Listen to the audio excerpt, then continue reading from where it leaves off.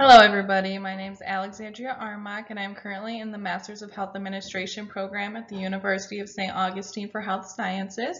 Today this presentation is an evidence-based practice project and my topic is combining Western and alternative medicine when working with patients who have polycystic ovarian syndrome, also known as PCOS. So this is an outline of what my presentation will cover today. I will talk about the problem and background, my PICO question, the systematic literature search, the evidence that I gathered from the sources, the change process, database evaluation, dissemination, and then finally conclusions with my practice recommendation. So before we dive deep into my evidence-based project, I just wanted to give you guys a little background on alternative medicine physicians.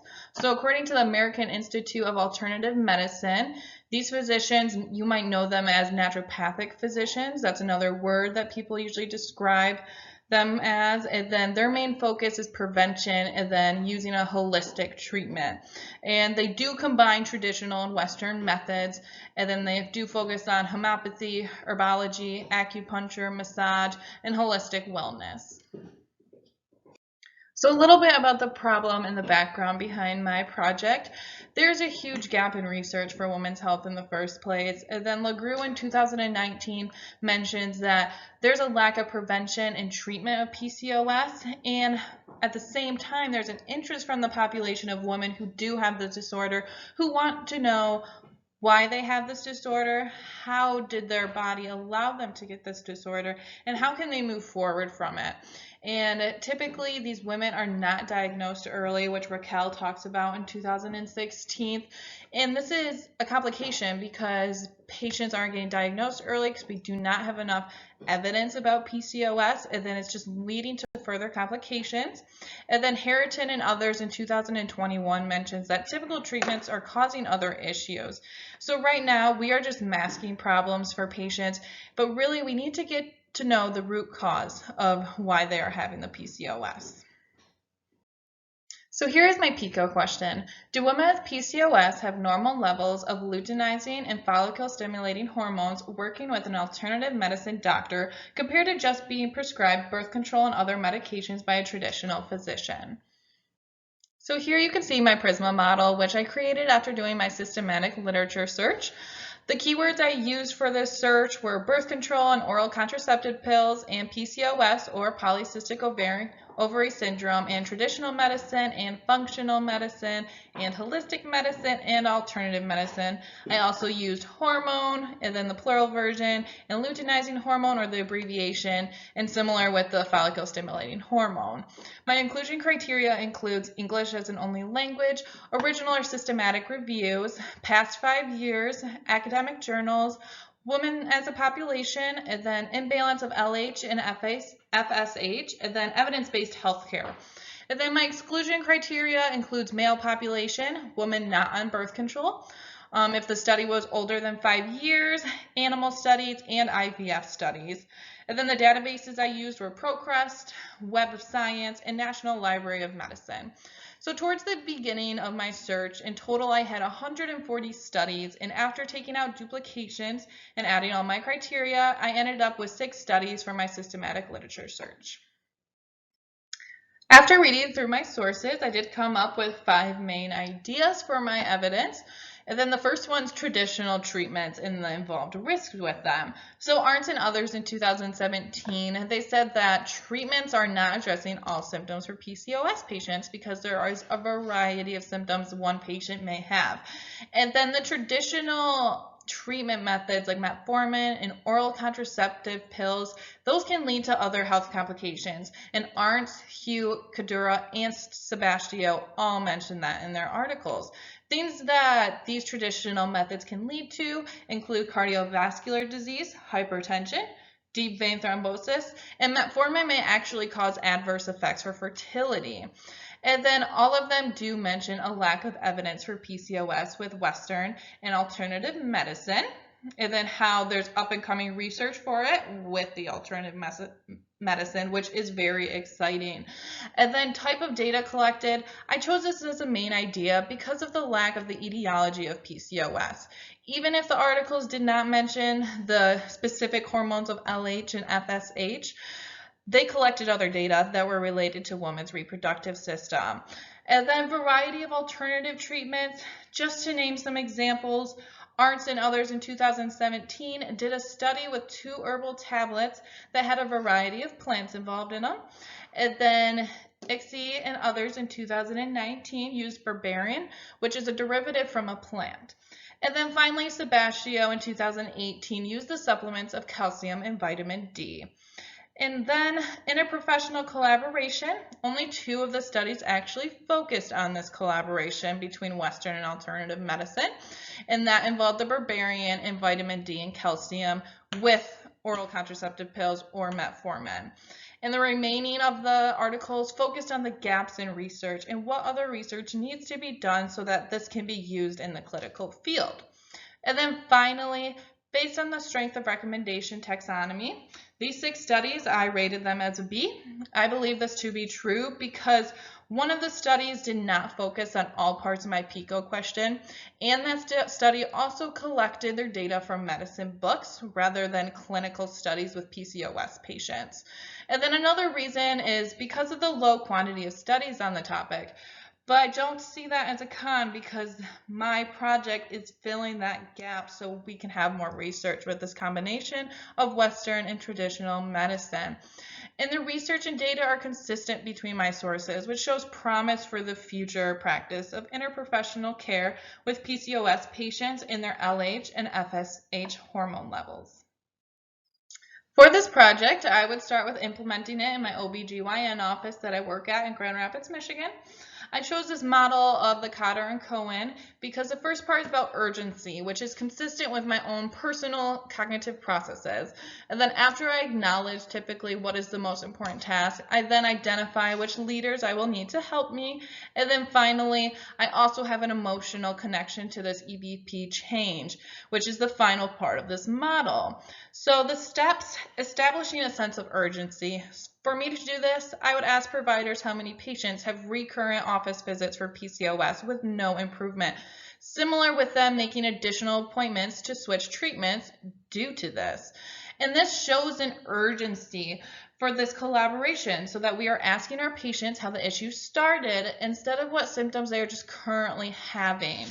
And then with the FSH and LH hormones, fertility is the conversation. So we need to make sure we have the appropriate treatment plan for patients. And then I would form a powerful guiding correlation with my clinical managers because of their connections they have, which can expand my project to policyholders and boards of trustees. I would also like to gain insight from the nurses and administration staff as well. And then it will be easy to create division because of my emotional attachment of infertility with PCOS patients. And then I could create surveys for communicating this vision. This could help implement the change because we can hear patients' preferences and create data from it. And empowering others would involve training and education on alternative medicine. This can be done with blog posts on alternative medicine and treating PCOS. I could also conduct meetings with alternative physicians with the office so they can collaborate in person with each other. And then for creating short-term wins, my office has monthly meetings, so making a short-term win at each monthly meeting could be reasonable. For example, we could create surveys for patients and staff about how they feel after the change is implemented. And then consolidating improvements could include collecting data from after visit surveys that we send to patients. This survey is already created, so we could just easily add new questions about the new providers if they see them. And then this data will allow us to produce more change by communicating with other offices around this project. And finally, new approaches would include expanding this change to other cities in Michigan. So for the database evaluation, for the collection, what I'm measuring the LH and FSH hormones levels of PCOS patients after working with the alternative medicine doctor. And then how I am measuring it, I'll use the Rotterdam criteria that Arndt and others in 2017 mentioned to confirm the PCOS diagnosis. And then LH and FSH hormone levels are measured through a laboratory according to Kadura and others in 2019. And then the groups I'm measuring female patients between the ages of 18 and 44. And this is because Legro and others in 2013 state that there's not actual diagnostic criteria for premenopausal and menopausal women. And then when I'm measuring this, also, according to Kadura and others in 2019, I will do the assessment before the project with the Rotterdam criteria, and then measure their hormone levels at the start of the project during their early follicular phase of their menstrual cycle, and then 3 months later. And then who is measuring this? I'll have physicians assess the PCOS patients, and then the laboratory will report the hormone levels. Continuing on with the evaluation, so the identification of dependent outcome variables and level of measurement include the Rotterdam criteria being ordinal because it has 3 criteria points and patients must have 2 of them, and then the patients can be grouped after the results. And then the hormone levels fall underneath the ratio scale because these levels do not fall below 0, and then descriptive and inferential statistics may be calculated. And then the data analysis test, the Wilcoxon signed rank test, will be used for comparing the before and after treatments at the 3-month mark. And then standard mean difference, confidence interval, and Cochrane's Q test will also be used. And for the dissemination of my project, on an institutional level, company emails and newsletters can be used, collaborative change meetings, which I have mentioned already, LinkedIn post, and then at a local level, I can share this information at Grand Rapids Fertility and Women Health Centers or at alternative medicine offices that we have in Grand Rapids. And then on a national level with venues, poster presentations could be done at the Institute for Women's Health or at the American College of Obstetricians and Gynecologists, or the National Center for Complementary and Integrative Health, or the American College of Healthcare Executives. And publications can also be done at these venues. So putting it all together for my practice recommendation, I have a strong consistency between my sources. Arndt and others in 2017 in their article mentioned that a survey of 657 women with PCOS showed that they desire alternative treatment in conjunction with traditional treatment or without it. So with this and my other evidence, my overall recommendation is that alternative medicine is showing promise for the future practice of interprofessional care when working with PCOS patients, especially with leveling those LH and FSH hormone levels. Collaborating Western and alternative treatments, we are one step forward with decreasing infertility worldwide. And once again, my strength of my recommendation is a sort B. In conclusion, PCOS patients deserve more answers to their disorder. We need to do more than handing out pills that are masking their symptoms. We need to figure out what hormones are not in balance and figure out ways to balance those once again.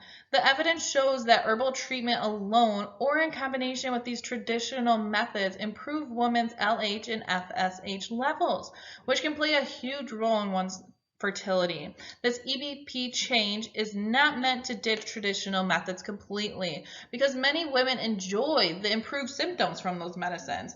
This project is just meant to show women the truth behind those treatments and how they can also work on the main root cause of their problem and how to move forward with it, and then hopes that one day that they will be symptom-free without invasive medication. Here is the beginning of my references. I just want to thank everybody once again for taking their time to watch my presentation on the interprofessional collaboration of Western and alternative medicine. Hopefully one day this little photo right here, it will become level and they'll be seen as one. If you have any questions, feel free to leave them in the comments. Thank you.